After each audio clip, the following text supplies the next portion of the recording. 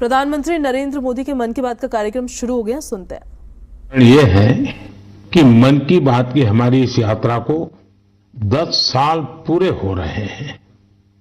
10 साल पहले मन की बात का प्रारंभ 3 अक्टूबर को विजयादशमी के दिन हुआ था और ये कितना पवित्र संयोग है कि इस साल 3 अक्टूबर को जब मन की बात के 10 वर्ष पूरे होंगे तब नवरात्रि का पहला दिन होगा। मन की बात की इस लंबी यात्रा के कई ऐसे पड़ाव हैं जिन्हें मैं कभी भूल नहीं सकता। मन की बात के करोड़ों श्रोता हमारी इस यात्रा के ऐसे साथी हैं जिनका मुझे निरंतर सहयोग मिलता रहा। देश के कोने कोने से उन्होंने जानकारियां उपलब्ध कराई। मन की बात के श्रोता ही इस कार्यक्रम के असली सूत्रधार हैं। आमतौर पर एक धारणा ऐसी घर कर गई है कि जब तक चटपटी बातें न हो, नकारात्मक बातें न हो, तब तक उसको ज्यादा तवज्जो नहीं मिलती है। लेकिन मन की बात ने साबित किया है कि देश के लोगों में पॉजिटिव जानकारी की कितनी भूख है। पॉजिटिव बातें, प्रेरणा से भर देने वाले उदाहरण, हौसला देने वाली गाथाएं लोगों को बहुत पसंद आती हैं। जैसे एक पक्षी होता है चकोर, जिसके बारे में कहा जाता है वो सिर्फ वर्षा की बूंद ही पीता है। मन की बात में हमने देखा कि लोग भी चकोर पक्षी की तरह देश की उपलब्धियों को, लोगों की सामूहिक उपलब्धियों को कितने गर्व से सुनते हैं। मन की बात की 10 वर्ष की यात्रा ने एक ऐसी माला तैयार की है जिसमें हर एपिसोड के साथ नई गाथाएं, नए कीर्तिमान, नए व्यक्तित्व जुड़ जाते हैं। हमारे समाज में सामूहिकता की भावना के साथ जो भी काम हो रहा हो, उन्हें मन की बात के द्वारा सम्मान मिलता है।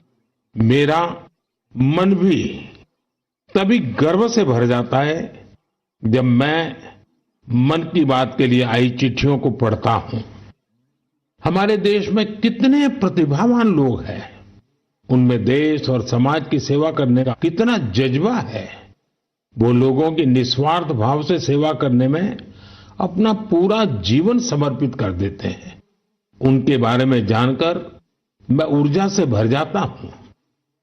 मन की बात की ये पूरी प्रक्रिया मेरे लिए ऐसी है जैसे मंदिर जाकर के ईश्वर के दर्शन करना।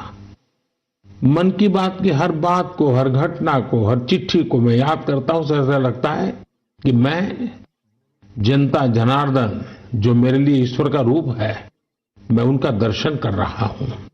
साथियों, मैं आज दूरदर्शन, प्रसार भारती और ऑल इंडिया रेडियो से जुड़े सभी लोगों की भी सराहना करूंगा। उनके अथक प्रयासों से मन की बात इस महत्वपूर्ण पड़ाव तक पहुंचा है। मैं विभिन्न टीवी चैनल्स को, रीजनल टीवी चैनल्स का भी आभारी हूं जिन्होंने लगातार इसे दिखाया है। मन की बात के द्वारा हमने जिन मुद्दों को उठाया, उन्हें लेकर कई मीडिया हाउसेज ने मुहिम भी चलाई। मैं प्रिंट मीडिया को भी धन्यवाद देता हूं कि उन्होंने इसे घर घर तक पहुंचाया।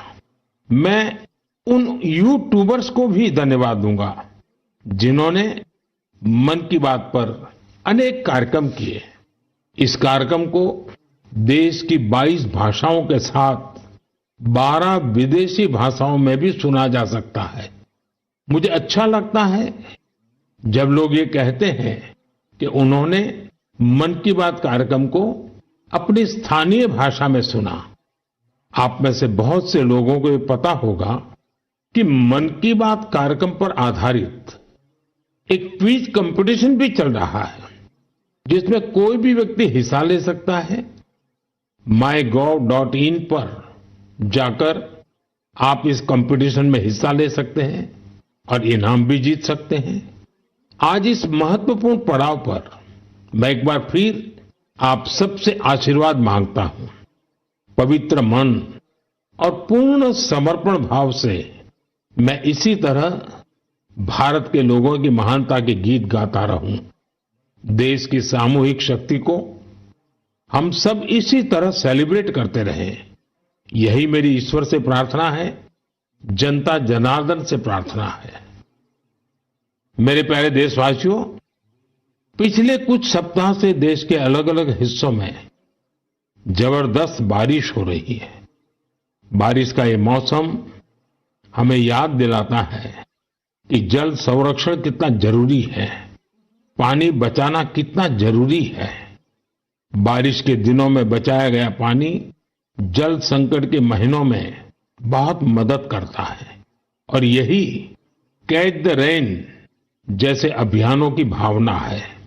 मुझे खुशी है कि पानी के संरक्षण को लेकर कई लोग नई पहल कर रहे हैं। ऐसा ही एक प्रयास उत्तर प्रदेश के झांसी में देखने को मिला है। आप जानते ही हैं कि झांसी बुंदेलखंड में है, जिसकी पहचान पानी की किल्लत से जुड़ी हुई है। यहां झांसी में कुछ महिलाओं ने गुरारी नदी को नया जीवन दिया है। ये महिलाएं सेल्फ हेल्प ग्रुप से जुड़ी हैं और उन्होंने जल सहेली बनकर इस अभियान का नेतृत्व किया है। इन महिलाओं ने मृतप्राय हो चुकी गुरारी नदी को जिस तरह से बचाया है, उसकी किसी ने कल्पना भी नहीं की होगी। इन जल सहेलियों ने बोरियों में बालू भरकर चेकडैम तैयार किया, बारिश का पानी बर्बाद होने से रोका और नदी को पानी से लबालब कर दिया। इन महिलाओं ने सैकड़ों जलाशयों के निर्माण और उनके रिवाइवल में भी बढ़ चढ़कर हाथ बटाया है। इससे इस क्षेत्र के लोगों की पानी की समस्या तो दूर हुई ही है, उनके चेहरों पर खुशियां भी लौट आई हैं। साथियों, कहीं नारी शक्ति जल शक्ति को बढ़ाती है तो कहीं जल शक्ति भी नारी शक्ति को मजबूत करती है। मुझे मध्य प्रदेश के दो बड़े ही प्रेरणादायी प्रयासों की जानकारी मिली है। यहां डिंडोरी के रायपुरा गांव में एक बड़े तालाब के निर्माण से भूजल स्तर काफी बढ़ गया है। इसका फायदा इस गांव की महिलाओं को मिला। यहां शारदा आजीविका स्वयं सहायता समूह, इससे जुड़ी महिलाओं को मछली पालन का नया व्यवसाय भी मिल गया। इन महिलाओं ने फिश पार्लर भी शुरू किया है, जहां होने वाली मछलियों की बिक्री से उनकी आय भी बढ़ रही है। मध्य प्रदेश के छतरपुर में भी महिलाओं का प्रयास बहुत सराहनीय है। यहां के खौब गांव का बड़ा तालाब जब सूखने लगा तो महिलाओं ने इसे पुनर्जीवित करने का बीड़ा उठाया। हरी बगिया स्वयं सहायता समूह की इन महिलाओं ने तालाब से बड़ी मात्रा में गाद निकाली। तालाब से जो गाद निकली उसका उपयोग उन्होंने बंजर जमीन पर फूड फॉरेस्ट तैयार करने के लिए किया। इन महिलाओं की मेहनत से न सिर्फ तालाब में खूब पानी भर गया, बल्कि फसलों की उपज भी काफी बढ़ी है। देश के कोने कोने में हो रहे जल संरक्षण के ऐसे प्रयास पानी के संकट से निपटने में बहुत मददगार साबित होने वाले हैं। मुझे पूरा भरोसा है कि आप भी अपने आसपास हो रहे ऐसे प्रयासों से जरूर जुड़ेंगे। मेरे प्यारे देशवासियों, उत्तराखंड के उत्तरकाशी में एक सीमावर्ती गांव है जाला। यहां के युवाओं ने अपने गांव को स्वच्छ रखने के लिए एक खास पहल शुरू की है। वे अपने गांव में धन्यवाद प्रकृति या कहें थैंक यू नेचर अभियान चला रहे हैं। इसके तहत गांव में रोजाना 2 घंटे सफाई की जाती है। गांव की गलियों में बिखरे हुए कूड़े को समेटकर उसे गांव के बाहर तय जगह पर डाला जाता है। इससे जाला गांव भी स्वच्छ हो रहा है और लोग जागरूक भी हो रहे हैं। आप सोचिए, अगर ऐसे ही हर गांव, हर गली, हर मोहल्ला अपने यहां ऐसा ही थैंक यू अभियान शुरू कर दें तो कितना बड़ा परिवर्तन आ सकता है। साथियों, स्वच्छता को लेकर पुडुचेरी के समुद्र तट पर भी जबरदस्त मुहिम चलाई जा रही है। यहां रम्या जी नाम की महिला माहे म्युनिसिपैलिटी और इसके आसपास के क्षेत्र के युवाओं की एक टीम का नेतृत्व कर रही है। इस टीम के लोग अपने प्रयासों से माहे एरिया और खासकर वहां के बीचेज को पूरी तरह साफ सुथरा बना रहे हैं।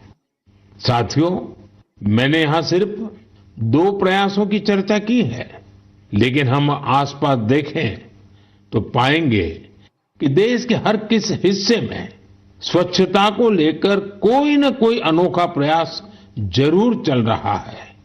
कुछ ही दिन बाद आने वाले 2 अक्टूबर को स्वच्छ भारत मिशन के 10 साल पूरे हो रहे हैं।